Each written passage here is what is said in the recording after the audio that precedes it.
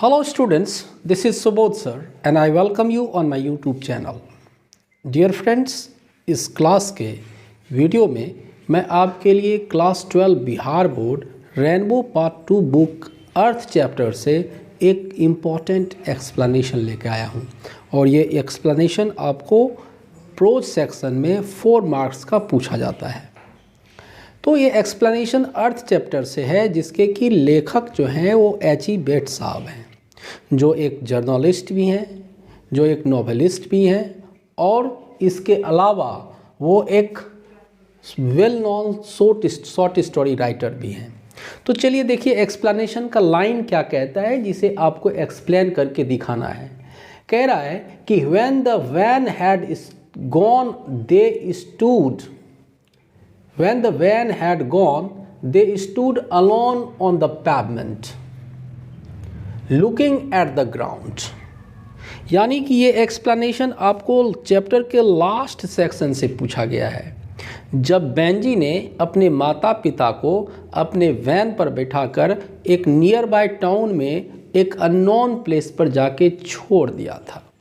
वहाँ का ये एक्सप्लेनेशन है कि when the van had gone, they stood, they यहाँ पर किसके लिए आया है? बेंजी के माता पिता के लिए। स्टूड अलोन ऑन द पैवमेंट, पैवमेंट सड़क के किनारे जो छोटा सा रास्ता था उसके ऊपर वह जो है क्या करते हैं, अपने माता पिता को गेट डाउन कर देते हैं।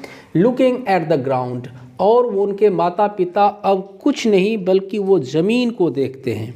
एक समय था जब बेंजी के माता पिता मिस्टर जॉनसन और मिसेस जॉनसन के पास अर्थ था, लेकिन आज वो उनके सामने वो अर्थ है, लेकिन without the earth their life is useless. तो इसको एक्सप्लेन मैंने किया है, वो आप देख लें। कहते हैं कि this line has been taken from the famous moralistic short story. Moralistic क्यों है? Because it is a story which is full of morals, यानी नैतिक शिक्षा से ये आपको भरी पड़ी कहानी है। और इसमें कलयुगी बेटे के करतूत के बारे में बताया गया है कि वह बेटा जो देखने में सिंपल माइंडेड है, लेकिन उनका जो एक्ट है वह बियॉन्ड बैगर्स डिस्क्रिप्शन है, जिसका कि आप वर्णन नहीं कर सकते हो, है ना।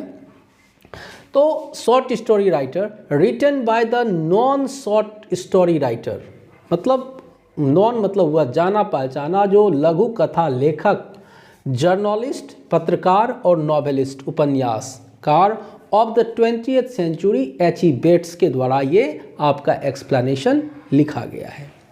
अब इस एक्सप्लेनेशन में आइडिया क्या है, क्या थॉट है, उसको मैंने लिखा है। कहते हैं इन this line the writer highlights the laziness of the parents, यानी कि आप जब कहानी को पढ़े होंगे तो आपको लगा होगा कि ज़रूर मिस्टर जॉनसन जो थे वो लेजी पर्सन थे and he believed in fate, भाग्य पर ज़्यादा और स्वेट पर यानी पसीने पर कम यकीन रखते थे। सॉरी। तो इसीलिए कहा है कि इन this line the writer highlights the laziness of the parents and growing selfishness, उनके जो बेटे बेंजी थे उनके बेटे का जो स्वार्थ बढ़ता जा रहा था, एंड कनिंगनेस, धूर्तता of their simple minded son Benji who finally drives them away from their home. और अंत में क्या करता है बेंजी? अपने माता पिता को घर से बाहर निकाल देता है ना। तो देख लीजिए, इसीलिए in this line the writer highlights the laziness of the parents and growing selfishness and cunningness of their simple minded son Benji who finally drives them away from their home. आगे का क्या आइडिया है सो देखें। Here the writer wants to say that, मतलब एच.ई. बेट साहब अब यहाँ पर कहना चाहते हैं क्या? Benji took his parents to the nearest town, अपने वैन में बैठा के बेंजी अपने माता पिता को नियर बाय के शहर में ले जाते हैं, नज़दीक के शहर में। And left them, sorry LEFT, and left them on the pavement, और सड़क के किनारे जो पगडंडी है उस पर छोड़ देते हैं। Even he did not look back, और उतार देने के बाद गाड़ी से वो उसको पीछे मुड़ के देखता भी नहीं है कि what is the condition of my parents on the pavement. Clear? In reality, यहाँ पर कॉमा का यूज कर दें। In reality the parents were lost in the world of distress and disappointed. और उनके जो माता पिता थे वो उदासी की दुनिया में खो जाते हैं। Nowhere to go, no one knows them, उनको कोई जानता नहीं है। वह जगह जहाँ पर वो उतरे हैं वो टोटली अननोन है, और इसीलिए वो तो ज़मीन को देखते हैं। एक समय था जब वो ज़मीन पर खेती करते थे, एक समय था जब उनके पास ज़मीन था, घर था। आज उसके समय पास उस बुढ़ापे में कुछ नहीं बचा है, because of the simple minded son whose cunningness and deceitfulness drive them away from their home.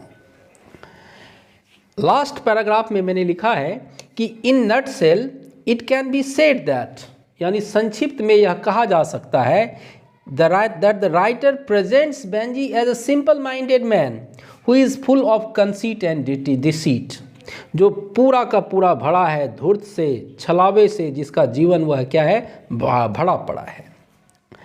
Finally he leaves his parents in the lurch का मतलब होता है विपत्ति में, संकट में छोड़ देता है अंततोगत्वा अपने माता पिता को, without thinking about their helplessness, उनकी लाचारी के बगैर, उनके लाचारी में के बारे में बिना सोचे हुए उनको वह कहाँ छोड़ देता है डियर स्टूडेंट्स, तो वह उसे एकदम विपत्ति में, संकट में छोड़ देता है ना।